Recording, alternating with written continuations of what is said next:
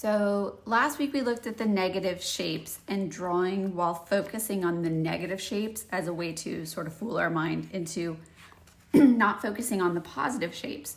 This week we're moving on. This is some new exercises, but I wanted to give you a little background on why I'm going through this so quickly for myself. This book, I think you could devour or you could labor over all of it. This is a drawing that I did probably almost 20 years ago in college. And it's a study where I was really looking at how to see, you can see in the top left here, taking into account the basic units, really getting at the volume of the wine bottle, how to render that. Here's the basic unit, 1, 2, 3, and then accounting for a fraction thereof to get to the neck of the bottle. So I'm using all these elements that we're relearning now with Betty and getting at that, rendering this, getting photorealism is not my goal. Sharpening my skills of perception, revisiting these ideas, that is my goal. Here's another drawing that I did. Also looking at the volume. It's a cow skull in 2 different positions, looking at the problem, looking at the volume, not the problem. I'm reading something off screen. Looking at the problem, looking at the volume, and how to resolve that. Here's another example. This was from an illustration class. And again, we were looking at a children's book illustrator, trying to recreate that way that he was rendering everything, both realistically and with shading. But I look back on this and kind of all I focus on mentally is the frustration of spending hours and hours trying to get the perspective right, the shapes right, the lines right, the level of darkness and lightness with all the shading. I see that I got the top of that H wrong. I see all the flaws and remember the struggle. So that's not part of my journey now. I don't want to go through the struggle. I want to improve slowly on my perception skills and recreate on paper, on canvas, what I'm seeing in a new way. So I hope that's okay. All right, in this chapter, we're in chapter 8. This is awesome. So in this chapter, Betty's talking about perspective. And we know perspective, we're not going to get caught up in the perspective 1 point. So she goes into 1, 2, and 3 point perspective. And I'm thinking about this and actually thinking I'm going to have to look up 3 point perspective because I don't want to say it wrong. 1 point perspective, we know. Here's the horizon line. In any drawing, there's a horizon line. When you were a small child, the horizon line was at the bottom of the paper, followed by your stick figure, right? And the sunshine. So that was the horizon line. It was there.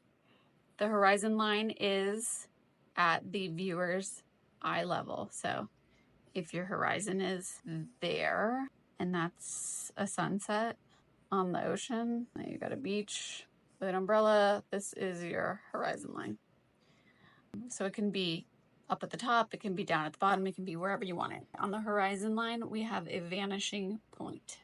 And it doesn't have to be in the middle, but when you are doing this and you were a child, maybe you did this exercise where the vanishing point was like this, and everything horizontal is going to be horizontal, right? And then as we go further and further back, these lines get closer and closer together because they're receding into the background, right? They'd be very close. And here we have train tracks. And then on the side of the train, you have everything else that needs to also fall on the, if you have a tree that's here, this is how big the tree is. If you have a tree that's here, this is how big the tree is. Tree here. And the same with people. If you have a person here, that now we're going to be drawing better. So they're not going to be, but the person's going to be that size. And likewise on the other side of the train tracks, maybe there are buildings. And, oh, that's a sidewalk, sorry. Now my buildings could be here and completely go off the page, right? So I have a building and there, and a door. This building is very close to the train tracks. So that's 1 point perspective. Everything's converging into 1 point. 2 point perspective is if you have to imagine two blocks sitting on a table, you have a horizon line and you're going to have two different vanishing points because the blocks are sitting at different angles. They're not completely lined up. So, and this vanishing point are here for this block, and the vanishing point 2 works for this block. Now, in this scenario, you can imagine being up at the top of a tall building, looking down. The sun's going down on the horizon, and all these little things could be little buildings, right? You're looking down on a city with all the little buildings. So you've seen 2 point perspective. Now, 3 point perspective is the convergence of these lines is down here, but imagine you're looking at a building and you're looking up at a building. Then the sides of the building, as you're looking up, they're not parallel like this, but they're usually angled inwards as you're looking up at the building. So in that case, when you were drawing, you would have a vanishing point on either side, but then you'd also have a vanishing point way off the page. I can't do it off the page, so that doesn't work here. Okay. How can I draw 3 point with this? Okay, so there, and then this line would converge there and there. And so as you're looking up at this tall, tall building, it's going upward. Let me see if I can pull up an example and put it, say, here so that you can see the 3 point perspective without me having to draw it right now. Okay, so in the book, Betty goes into this. What our goal is going to be is to draw a corner, draw an open doorway. We're going to be using 2 point perspective. And something brilliant that she says here is with regard to the vanishing points. Okay, in her example, let's get a little closer, shall we? In this example, the vanishing points are actually off the page. So often when you're out drawing and you're looking at something, the vanishing point could be way off the page. So then you are working with not an actual vanishing point that you're going to draw it out. We don't need drawings that look like this and then have to erase everything. You're drawing the angles based on sighting them and something that Betty calls the expectation of convergence. So if I was drawing this, and I drew that line, and I drew that line, I know that they're going to converge. So I'm estimating this angle based on my expectation that those lines would converge if they stopped. But I don't have to necessarily put the vanishing point on the page. So the idea of the expectation of convergence is so that you can continue drawing without having these vanishing points way off your page and worrying about that, but also to release you from the stress of having to have these angles absolutely perfect. Because we're not doing an architectural, we're not architects doing a complete perfect rendering of what we see. You're doing what you see. So then Betty goes on and she says that when she has students often start to draw and use sighting, they will often say that it can't be. The perspective of things just can't be. So in the example of the 1 point perspective, you'll see something and you'll go, oh, that person can't be that big. But you need to just trust your eye. And what Betty says is, if you see it, draw it. Don't second guess yourself. So we're going to be like Betty. and draw it. So I want to find a picture of a corner of a room that I can draw with you. I'm currently sitting in a room that has 1, 2, 3, 4, 5 sides. So it's not ideal to find a corner and would probably be a little bit overwhelming. So I'm going to find a photo that we can draw together. All right, I have my photo. This is not a corner of my room. This is a corner of a room. So I'm going to draw this, but before we want to together look at practice of sighting. So Betty says when we're sighting two things. And again, sighting is, you know, when you hold your pencil out, hold your arm straight out in front of you and hold your pencil there. And then I'm going to mark using my pencil the basic unit. I'm going to figure out what my basic unit is. So in this case, I'm going to use this little bookcase as a basic unit. So I would hold my pencil out straight in front of me and measure from the tip of the pencil to wherever the top and the bottom edge are of this little bookcase. Okay, so that is my basic unit. That is the height of the bookcase. And then again, doing that with your arm locked in front of you, you could use that basic unit. I have to imagine where the corner is based on the information that I have, but the corner is going to be here. So I want to see what the height of this will be based on my basic unit. So I'm going to measure one potato, 2 potatoes, 2 and 2/3 potatoes. 2 and 2/3 is my height. I'm writing it down.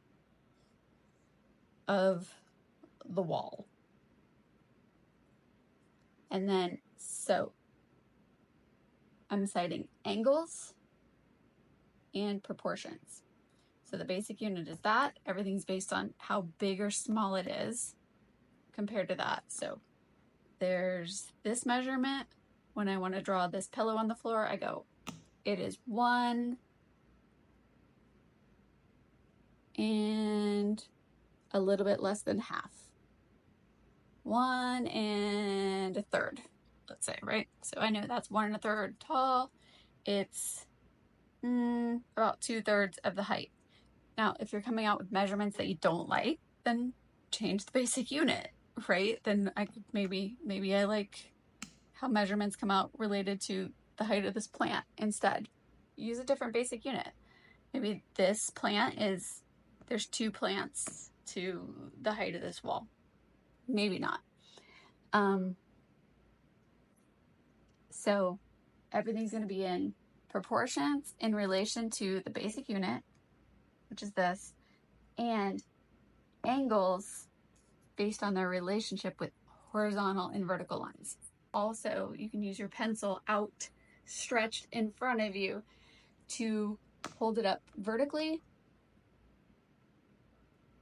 and see the angle based on a vertical and on a horizontal. So with the horizontal, I'm going to be measuring what that angle of the wall is in relationship to that horizontal. So I'm going to hold that up, sight that, draw that on my paper, draw what that angle is, draw what that angle is, and then let me actually do this. Okay, so if I'm actually doing this exercise, I don't know if Betty has you do the, I mean, we can do the grid again, if we like the grid. Okay, so then I'm citing, and my basic, oops.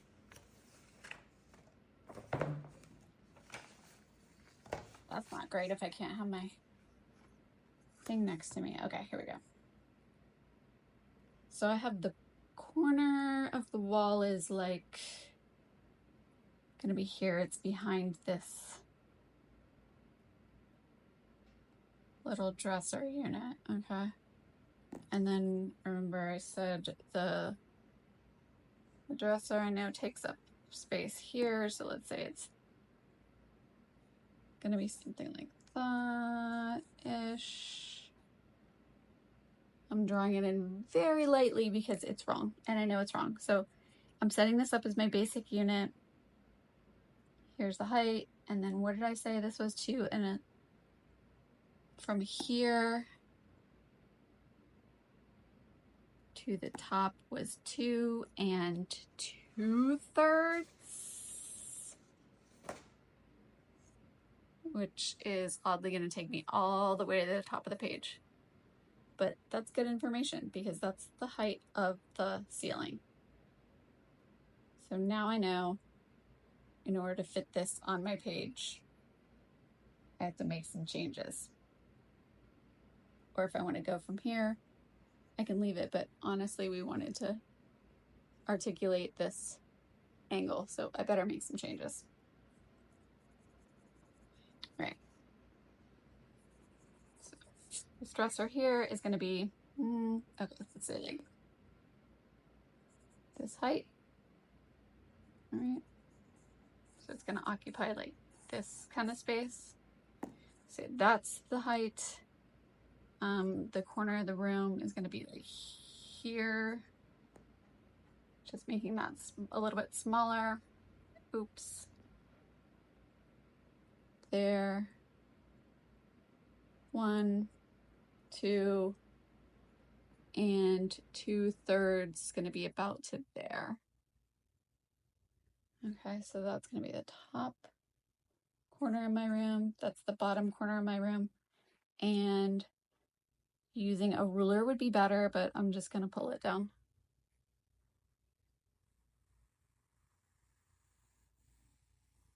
Okay.